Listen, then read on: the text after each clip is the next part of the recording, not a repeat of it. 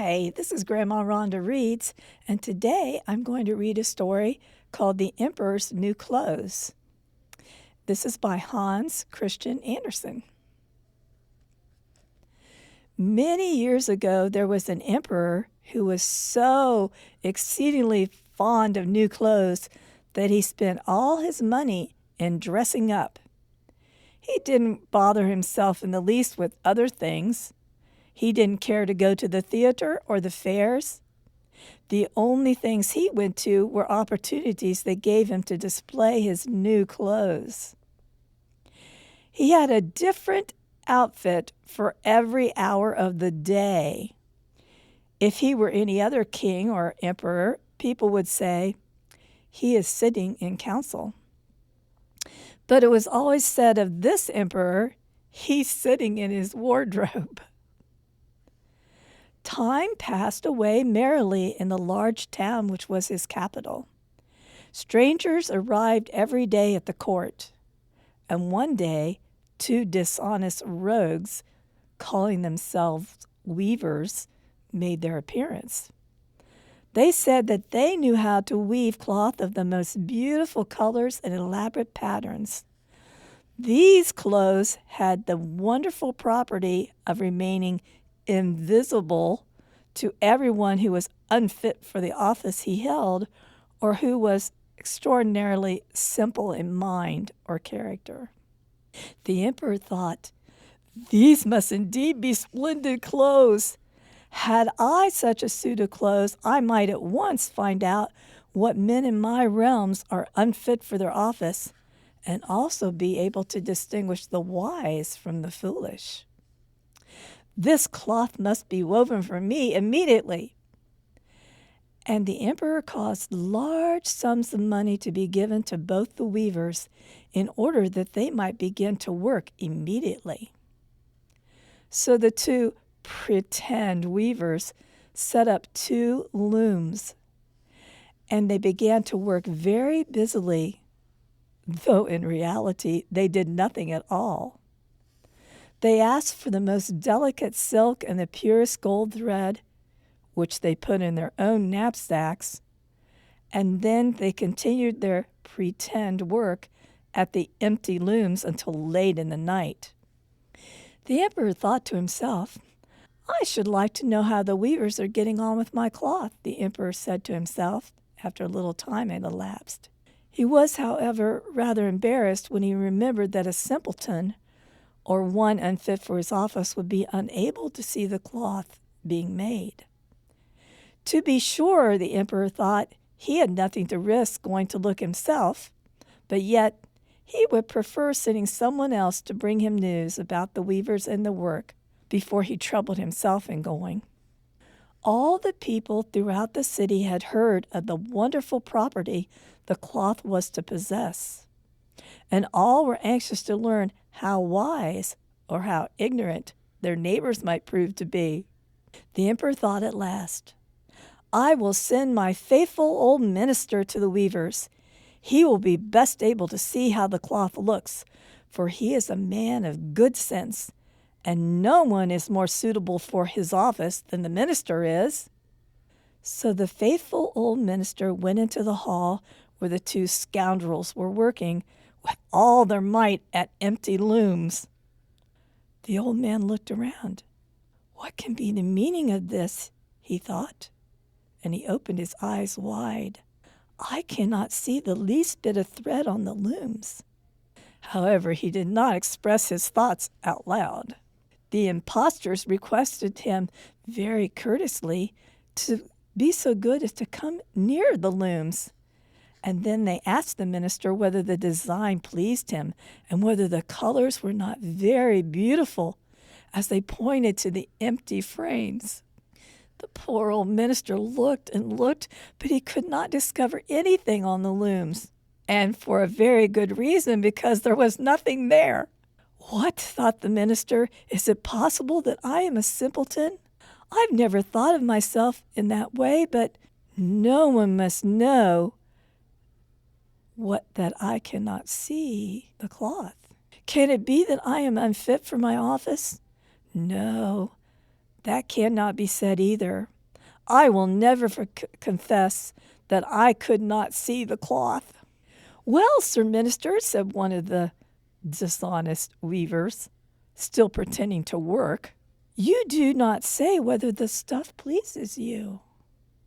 Oh, it is excellent, replied the old minister, looking at the loom through his glasses. This pattern and the colors, yes, I will tell the emperor without delay how beautiful I think the cloth is. We shall be very grateful to you, said the two scoundrels. And then they pointed out the different colors and described the pattern of the pretended stuff. The old minister listened attentively to their words in order that he might repeat them to the emperor.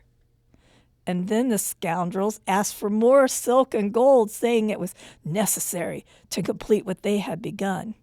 However, when they received the new silk and gold, they put it in their knapsacks and continued to work with as much apparent diligence as before at their empty looms.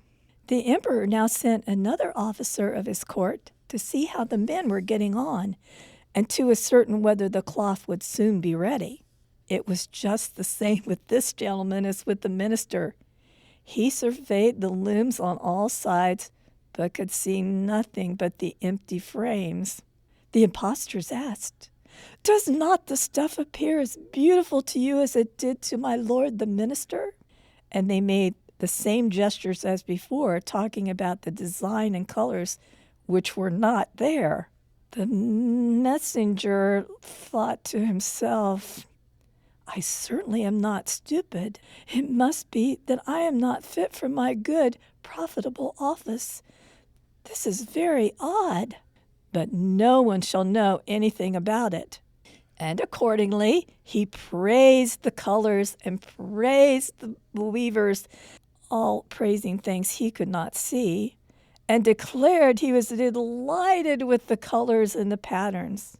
When he returned to the emperor, he said, Oh, indeed, your royal majesty, the cloth which the weavers are preparing is extraordinary and magnificent.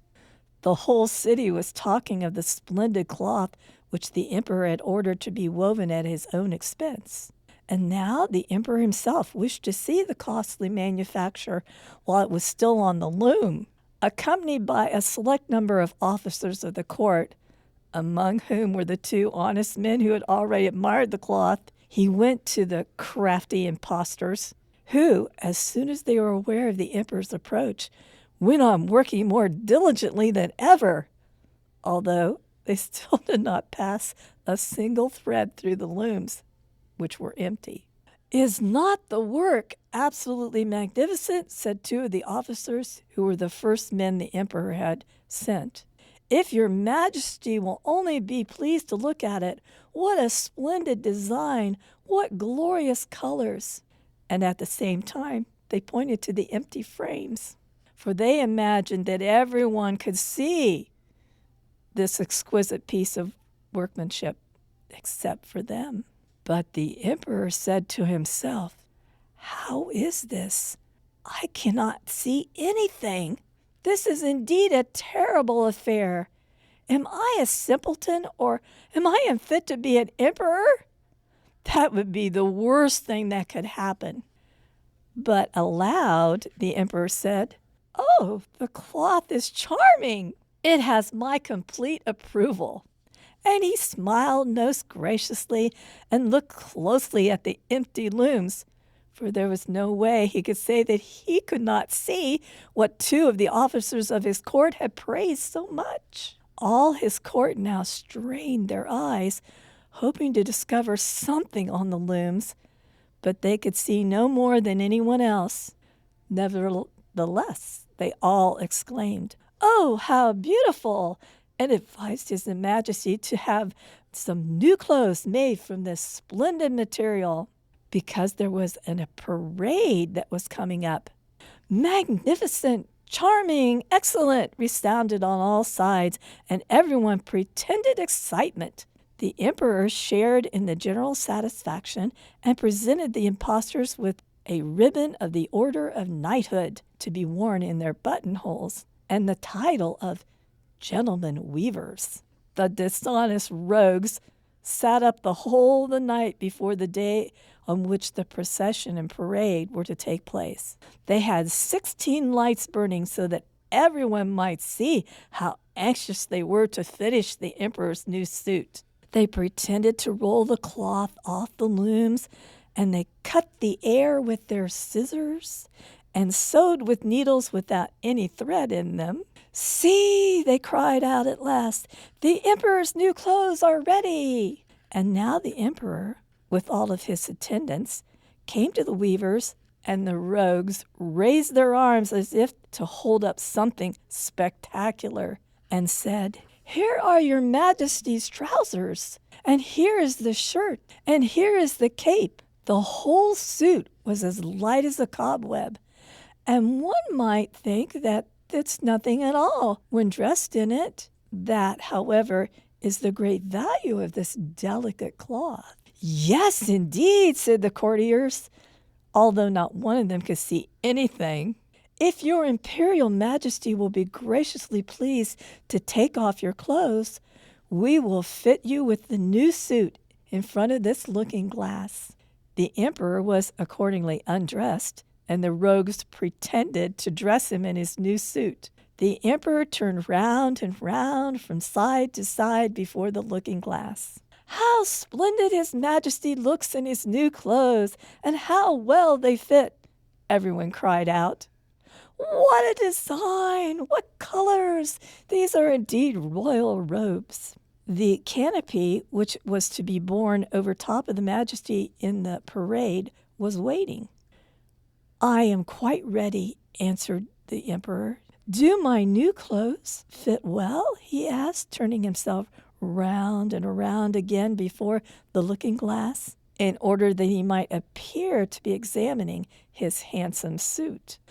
The lords of the bedchamber, who were to carry his majesty's flowing cape, fell down around on the ground as if they were lifting up the ends of the cape, and pretended to be carrying something, for they would by no means admit that they were simple or unfit for their office. So now the emperor walked under his high canopy like a huge umbrella in the midst of the procession down the street. He walked through the streets of his capital with all the people standing by and people in the windows crying out, "Oh, how beautiful are our emperor's new clothes! What a magnificent train there is to the cape! And how gracefully the shirt hangs!" In short, no one would admit that he could not see any clothes, because if he admitted, he would have been declared himself either a simpleton or unfit for his office. Certainly none of the emperor's various suits had ever made so great an impression as these invisible ones. But in the middle of the crowd came the voice of a young child. "But the emperor has nothing at all on," said the little child. His father looked and said, "Listen to the voice of innocence." And what the child said was whispered from one person to another. At last all the people cried out, "But the emperor has nothing at all on." The emperor was upset, for he knew that the people were right, but he thought the procession must go on. And the lords of the bedchamber took greater pains than ever to appear holding up a great big cape, although in reality there was no cape to hold. The end. Thank you for spending your time with me while we read this fairy tale together. Goodbye, good night, sweet dreams.